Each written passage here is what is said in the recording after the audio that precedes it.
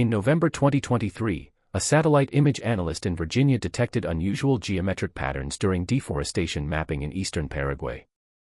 43 miles from the Brazilian border, concealed within dense jungle, thermal imaging revealed structures inconsistent with untouched rainforest. Cross-referencing these coordinates with declassified 1960 CIA files led to a single name: Hartman, with a note of possible unconfirmed. SS Oberführer Klaus Hartman was officially declared dead in Munich on May 1, 1945, his death certificate signed by an American Army chaplain, and his body reportedly interred in a mass grave alongside 200 other SS officers. This story remained closed for 78 years until a graduate student in Buenos Aires uncovered a 1951 bank transfer receipt. This receipt guided investigators to a compound hidden for 8 decades, a facility that redefines our understanding of Nazi escape routes. For a look at the satellite analysis and ground discoveries in the Paraguayan jungle, please like this video to help us uncover more forgotten histories. Subscribe if you haven't already, as the contents of the compound's bunker will challenge established narratives of post-war Nazi networks. Let's return to Munich, May 1945, where Klaus Hartman's meticulously planned disappearance began. While official records state his demise, evidence suggests a different outcome. SS Oberführer Klaus Hartman commanded the Logistics Division of the 4th SS Police Regiment from 1942 until the war's final weeks. Unlike highly publicized combat units, Hartman's division managed supply lines, fuel depots, ammunition stores, and equipment transfers across occupied territories. This unremarkable yet vital work preserved his life and, crucially, granted him access to something more valuable than medals: transportation networks and financial records. Born in Stuttgart in 1908, Hartman joined the SS in 1933, progressing through administrative ranks. By 1940, his position demanded more accounting proficiency than military strategy. His personnel file, declassified in 1998, indicates fluency in Spanish, a 6-month study period in Argentina in 1935, and sustained correspondence with German expatriate communities in South America throughout the 1930s. At the time, these connections were not considered suspicious. Many German businessmen had South American ties. However, they were fragments of a puzzle yet to be assembled. By March 1945, Hartman operated from a requisitioned hotel in Munich, coordinating the retreat of SS units as Allied forces converged from the west and Soviet armies advanced from the east. His immediate superior, SS Gruppenführer Wilhelm Schroeder, committed suicide on April 28, granting Hartman exceptional autonomy during those final, chaotic days.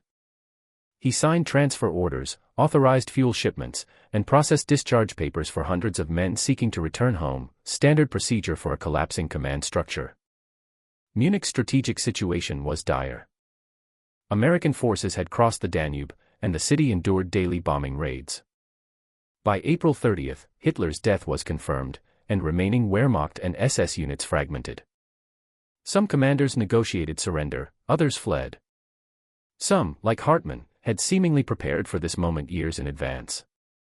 Weather records from April 29 to May 2 indicated heavy rain across Bavaria, hindering Allied air reconnaissance. Munich streets were choked with refugees, retreating soldiers, and displaced persons. The American 3rd Infantry Division entered the city on April 30, encountering scattered resistance, but noted that most SS leadership had vanished. In the ensuing confusion, identifying bodies, verifying identities, and tracking individuals became almost impossible. No one realized that Hartman had spent the preceding 6 months discreetly transferring Reich assets, gold, bearer bonds, and industrial diamonds, into accounts that officially did not exist. Investigators would later discover that Hartman's death certificate had been signed by a chaplain whose unit was located 200 miles away, rendering his presence in Munich that day impossible. April 28, 1945, 0600 hours. Hartman held his final staff meeting in the hotel basement. According to the 1953 interrogation testimony of his adjutant, Hauptsturmführer Emil Voigt, Hartman announced the transfer of remaining personnel to defensive positions outside the city. He then dismissed everyone except Voigt and 2 sergeants whose names were redacted from the declassified file. At 0800 hours, Hartman personally signed discharge papers for 47 enlisted men. These documents, discovered in American archives in 1987, bear Hartman's signature but lack witnesses, an irregularity for official SS paperwork, though protocol was no longer being enforced. April 29 saw deteriorating weather and heavy rain. Hartman ordered Voigt to prepare a staff car with extra fuel cans, stating he was inspecting Supply Depot 7, a fuel storage facility 15 miles south. Voigt later testified that Hartman appeared calm and methodical, not like a man anticipating death within 48 hours. At 1,400 hours, Hartman departed in a Mercedes staff car with civilian plates, a detail Voigt distinctly remembered, as military vehicles typically bore Wehrmacht markings. The driver was Sergeant Otto Becker, 34, from Hartman's Logistik staff. Becker's personnel file revealed mechanical training and, notably, a 3-month assignment to the German embassy in Buenos Aires in 1938. By 1730 hours, American artillery began striking Munich's western suburbs, and communication lines across the city failed. In the chaos, Hartman's prolonged absence went unnoticed. April 30. With no sign of Hartman, Voigt assumed him dead or captured. As Soviet and American forces converged, Voigt burned documents in the hotel courtyard, standard procedure to prevent intelligence capture, and joined retreating units heading west toward American lines. On the morning of May 1, a body was discovered in the wreckage of a burned-out Mercedes near Starnberg, 18 miles southwest of Munich. The corpse was severely charred, dressed in an SS uniform with Oberführer collar tabs and a melted SS honor ring on the left hand. Miraculously unburned in the vehicle's glove compartment was an SS identification booklet bearing Hartman's name and photograph. At 1,600 hours on May 1, American Army Chaplain Captain Richard Morrison signed a death certificate for Klaus Hartman, based on the identification found in the vehicle. Morrison noted the body was unidentifiable due to fire damage but certified the death based on the uniform, rank insignia, and ID booklet. The remains were recorded as SS officer, identified as Oberführer Klaus Hartman, and buried in a mass grave near Dachau concentration camp with other SS personnel. No one questioned it. Thousands of bodies required processing, documentation was minimal, and the Allies had more pressing concerns than verifying every deceased Nazi officer. What transpired in those final moments remained a mystery for 78 years until a bank receipt surfaced in an Argentine archive. The American Counterintelligence Corps opened a file on Hartman in June 1945, standard procedure for all SS officers above the rank of Sturmführer. This file, declassified in 2002, comprises just 4 pages. The death certificate, a brief biography compiled from captured SS records, a notation of his burial at Dachau, and a case closed stamp dated August 12, 1945. Hartman's wife, Greta, received official notification of his death in July 1945. She applied for a widow's pension, which the West German government granted in 1952 under the bureaucratic amnesia of denazification programs. Greta lived in Hamburg until her death in 1973, never remarrying, and never publicly claiming her husband might have survived. Her daughter, Ingrid, informed British journalists in 1995 that her mother never discussed the war and accepted the death notification without question. However, 2 witnesses provided conflicting accounts. In 1948, a former Wehrmacht lieutenant named Hans Miller reported to French occupation authorities that he had seen someone resembling Hartman in Genoa, Italy, in December 1945. The report was filed and forgotten. Hundreds of such sightings flooded Allied intelligence, most proving false. Then, in 1952, a German expatriate in São Paulo, Brazil, contacted the West German consulate, claiming to have met Hartman at a social gathering. The consulate investigated but found no corroborating evidence, noting the witness was possibly unreliable, seeking attention.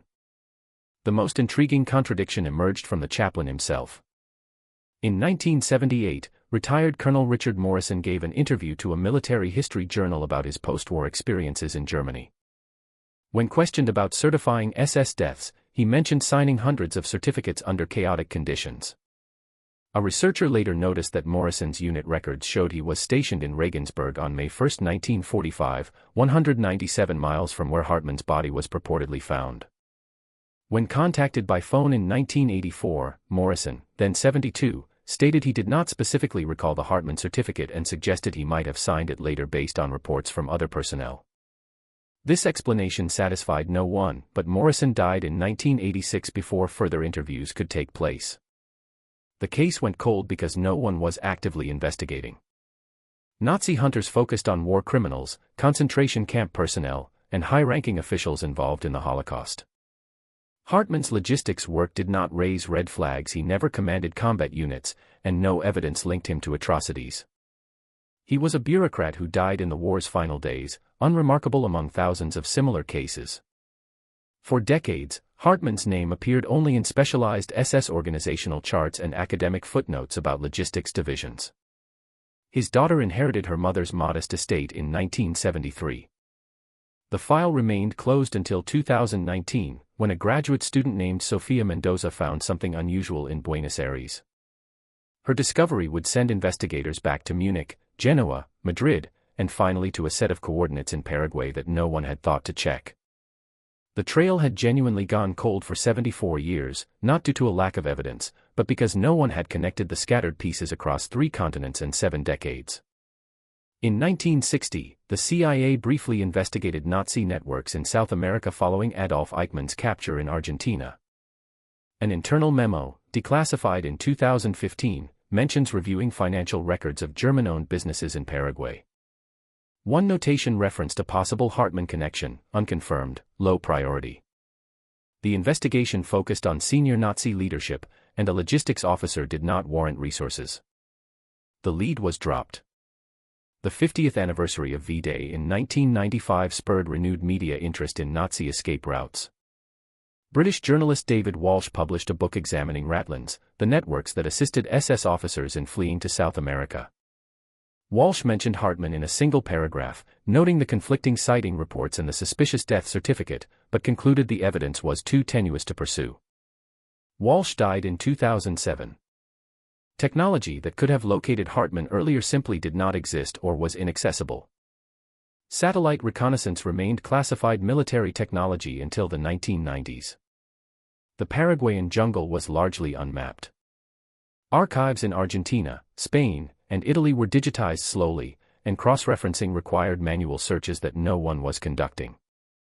Geopolitical barriers were more significant than technological limitations. During the Cold War, Paraguay was governed by dictator Alfredo Stroessner from 1954 to 1989, a regime friendly to German expatriates and hostile to investigations. Stroessner himself was of German descent, and his government issued identity papers to former SS officers without background checks. International investigators had no access. One person never ceased asking questions. Ingrid Hartman, Klaus's daughter. After her mother's death in 1973, Ingrid discovered letters in the attic, correspondence between her mother and an attorney in Madrid dated 1955 to 1958. The letters discussed asset management and property holdings but lacked specifics. Ingrid contacted German authorities in 1982, but the letters were dismissed as related to legitimate pre-war investments. Ingrid died in 2011, her questions unanswered. Then, in 2019, everything changed when a 26-year-old graduate student became curious about a footnote. Sofia Mendoza wasn't seeking Nazis, she was researching post-war German business networks in Argentina for her master's thesis at the University of Buenos Aires. While examining records in the Banco Central archives, she found a microfilm transfer receipt dated March 15, 1951. 50,000 Swiss francs from a Zurich account to Banco Alem in Asunción, Paraguay. The recipient name was K.H. Stein. The amount alone wasn't suspicious. German expatriates regularly transferred money to family businesses in South America. However, the notation in the memo field caught her attention. Logistik 4. Logistik 4 was the informal designation for Hartman's SS unit. Mendoza spent 3 months tracking K.H. Stein through Argentine and Paraguayan banking records. She found 14 transfers between 1951 and 1963, totaling over 300,000 Swiss francs, worth approximately $4.2 million today. The transfers always originated from different Swiss accounts, always to Paraguayan banks, and always included cryptic memo codes. She published her findings in a small academic journal in December 2019. Most readers assumed K.H. Stein was a legitimate businessman using accounting codes that coincidentally matched SS terminology. But one reader, Dr. Anton Krebs, a retired German prosecutor who had investigated Nazi assets in the 1980s, recognized something else. He contacted Mendoza in January 2020. Krebs had access to declassified Mossad files from the 1960s, files that mentioned a Stein in Paraguay with possible SS connections. The Israeli intelligence service had briefly investigated but found no evidence of war crimes. Stein operated a timber export business, employed locals, and maintained a low profile, deemed not worth pursuing. However, the Mossad file included something crucial. GPS coordinates of Stein's property recorded during a 1962 aerial reconnaissance mission. Mendoza and Krebs formed an unlikely partnership. In June 2021, they contacted Geosat Analytics, a commercial satellite imaging firm in Virginia. The mission examined current satellite data of the coordinates from the 1962 Mossad file. The first challenge. The coordinates pointed to dense jungle 43 miles from the nearest town, Saltos del Guerre, near the Brazilian border.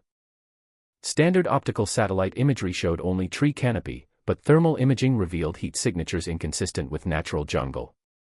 Straight lines, right angles, and metal heat retention patterns.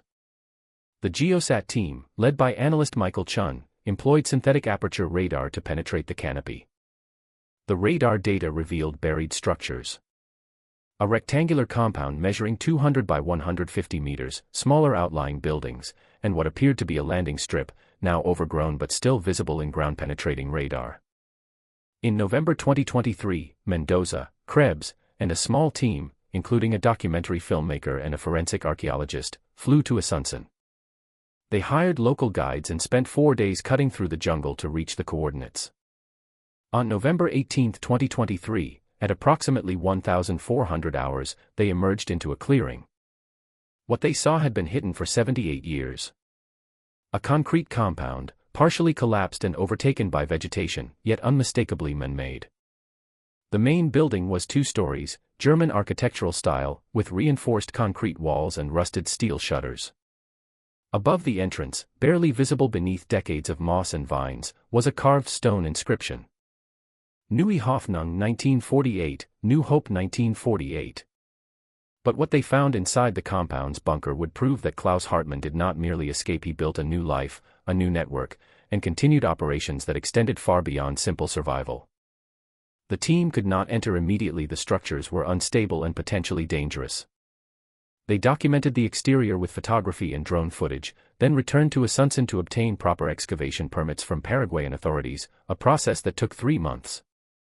In February 2024, they returned with structural engineers, archaeologists, and a documentary crew.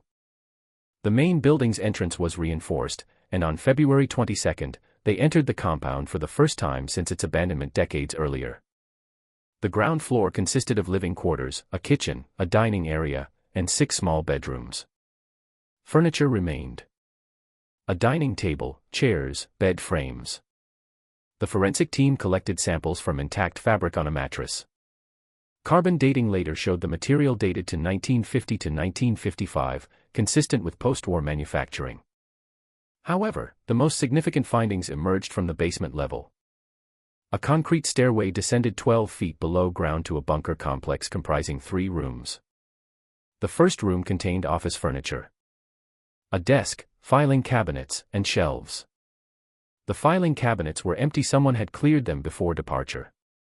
The second room was a communication center. Against one wall stood a rusted radio transceiver, identified by electronics experts as a Telefunken model manufactured in 1952 to 1953. The equipment suggested long-range communication capability. Power had been supplied by a diesel generator in an adjacent room, its fuel tank long dry. The third room contained the critical discovery. A wall safe concealed behind a metal panel.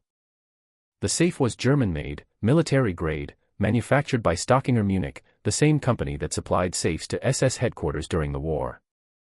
After 2 days of careful cutting, the team opened the safe on February 24. Inside were documents that had survived over 70 years in sealed conditions. The forensic team catalogued 47 pages of papers, mostly typed correspondence in German. The most significant items included a Spanish passport issued in 1950 to Karl Heinrich Stein, born Stuttgart 1908, matching Hartman's birth date. The passport photo showed a man resembling Hartman but with a mustache and glasses. The passport contained entry stamps for Argentina, Brazil, and Paraguay between 1950 and 1959. Letters addressed to K.H. Stein from contacts in Buenos Aires, São Paulo, and Madrid, dated between 1951 and 1964. The letters discussed timber shipments, currency exchange rates, and property transfers, seemingly legitimate business correspondence, but several used phrases that forensic linguists identified as coded language common in Nazi communication networks. A ledger book with handwritten financial entries from 1948 to 1963. The entries tracked income and expenses for Esperanza Timber Export Company. Annual profits ranged from $40,000 to $120,000, substantial for a remote operation. Most damning, 3 photographs. The first showed 5 men standing in front of the compound, dated on the back Wine Act 1952, Christmas 1952. One man was identified in handwriting as Klaus.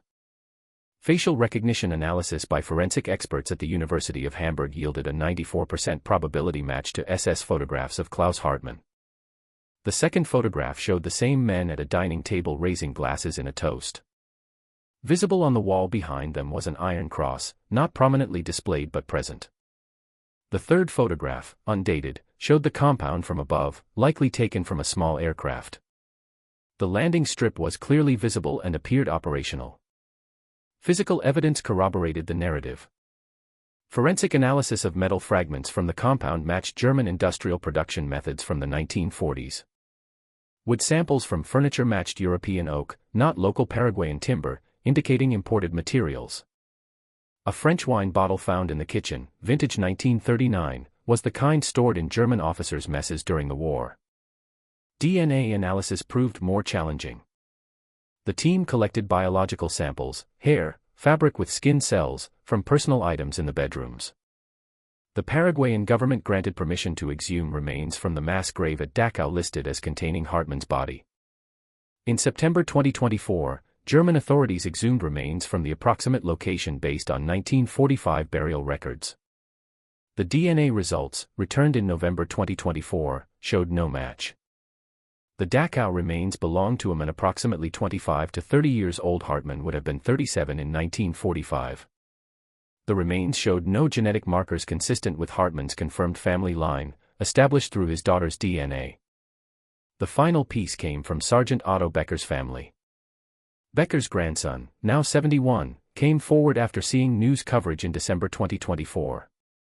He provided a letter his grandfather had written in 1957, never mailed, found among his effects when Becker died in 1982. The letter, addressed to Becker's sister, mentioned the Oberführer is doing well in the new land and requested she keep our secret. The evidence was overwhelming, but investigators still faced one crucial question. How did Hartman execute the escape so perfectly? The answer emerged from scrutinizing the timeline and cross-referencing every detail against historical records. The reconstruction begins in late 1944. Hartman, managing logistics for a retreating army, realized Germany would lose. Unlike many SS officers who still believed in final victory or miracle weapons, Hartman was an accountant. He could read the numbers. It was time to plan. Between November 1944 and April 1945, Hartman systematically diverted Reich assets, not massive amounts that would trigger audits, but small transfers from supply budgets, fuel allocations, and equipment sales. He converted the funds to Swiss francs and bearer bonds, channeling them through shell companies he had established during his pre-war business trips to Argentina. His Spanish fluency and existing South American contacts provided him with infrastructure most SS officers lacked. The escape required 3 elements: a body, papers, and a ratline. The body was likely opportunistic. On April 30, 1945, Munich was full of dead SS personnel. Hartman and Sergeant Becker likely found a corpse of similar build, dressed it in Hartman's uniform, placed the identification, and burned the vehicle to prevent further identification. The melted SS ring was a theatrical touch. SS officers cherished these rings, and a deceased officer would surely be wearing his. The burn damage made visual identification impossible, and dental records were not systematically checked in the chaos of 1945. The false papers, the Karl Stein identity, were likely prepared months in advance through contacts in the German expatriate community in Spain and South America. Thousands of Germans had immigrated to South America in the 1920s and 1930s for legitimate reasons. Creating a new identity that matched plausible immigration patterns was not difficult with the right connections. The Rattline followed a documented path used by dozens of SS officers. Germany to Italy, likely through the Alps, Italy to Spain, and Spain to Argentina via ship. What made Hartman's escape successful was timing and anonymity. He escaped before major Nazi hunters mobilized, before Rattlines became well-known, and when Allied authorities were focused on senior leadership, not mid-level logistics officers. The 1948 date on the compound suggests Hartman spent 1945 to 1947 establishing himself in Argentina under the Stein identity, building business connections and securing funding. Paraguay, under the Stroessner regime, welcomed German immigrants who brought capital and technical knowledge. Hartman likely moved to Paraguay in late 1947 or early 1948 and built the compound as a secure residence and operational center for his timber business, a business that was legitimate, profitable, and perfect cover. Why did previous theories fail? Because everyone assumed Hartman either died as recorded or would have fled to Argentina and remained there like most Nazi refugees. No one looked for a secondary move to Paraguay's remote jungle. The Mossad file showed Israeli intelligence identified Stein as potentially suspicious but found no evidence of war crimes. Hartman's logistics background meant he wasn't on the primary target list. He wasn't Eichmann or Mengele. He was a mid-ranking bureaucrat who happened to be very good at disappearing. The biggest surprise came from analyzing the financial ledgers. Hartman wasn't just surviving in exile, he was prosperous. The timber business generated significant income. The compound, while remote, was sophisticated for jungle construction. Hartman lived comfortably for what investigators estimate was 15 to 20 years after the war. When did he leave? The last dated document is from 1963. The last bank transfer under the Stein name is 1964. The theory is that Hartman either died in the mid-1960s or, as he aged into his late 50s, relocated to a more comfortable setting, possibly back to Argentina or to Brazil, where German expatriate communities could provide medical care and support. The compound was simply abandoned, and the jungle reclaimed it. One question remains unanswered. Did Hartman operate alone, or was the compound a network hub? The photographs show 4 other men, none of whom have been identified. The letters reference contacts in multiple cities. Investigators believe Hartman may have assisted other SS personnel in establishing post-war lives, using his financial skills and South American connections to manage a small mutual aid network. However, without names or additional evidence, this remains speculation. What the evidence conclusively proves is that Klaus Hartman faked his death in May 1945, escaped to South America, established a new identity as Karl Heinrich Stein, built a successful timber export business in remote Paraguay, and lived freely for at least 18 years after the war ended. He was never captured, never prosecuted, and died whenever and wherever that occurred as a free man. The official report had been wrong, not through incompetence, but because in May 1945, no one had the resources, technology, or motivation to verify every death certificate issued for mid-ranking SS officers in the chaos of Germany's collapse. Klaus Hartman's daughter, Ingrid, died in 2011, still believing her father had perished in the war's final days. She never knew he had survived, built a new life, and lived comfortably in a jungle compound 6,000 miles from Munich. Whether that ignorance was a mercy or a tragedy depends on perspective. The Hartman case reveals something uncomfortable. Successful escape did not require elite SS connections or dramatic covert operations. It required planning, patience, and the bureaucratic skills to exploit chaos. Hartman was adept at logistics. He applied those skills to his own survival with the same efficiency he had applied to supply chains. For families of Holocaust victims and those who suffered under the Nazi regime, cases like Hartman's carry a bitter weight. Justice delayed is justice denied, and Hartman received neither. He lived free, prospered, and died unpunished. The compound in Paraguay now serves as a reminder that post-war justice, for all its successes, had significant failures. But the discovery matters. Sofia Mendoza's persistence, Dr. Krebs's expertise, and modern technology closed a file that should have been investigated 80 years ago. The truth took 8 decades to emerge, but it emerged. Hartman's real fate is no longer a mystery. The historical record is corrected. That counts for something. The compound stands today, accessible only by machete and determination. The Paraguayan government has designated it a historical site. There is talk of a small museum. Whether anyone will visit a monument to a successful escape is uncertain. Klaus Hartman got away with it.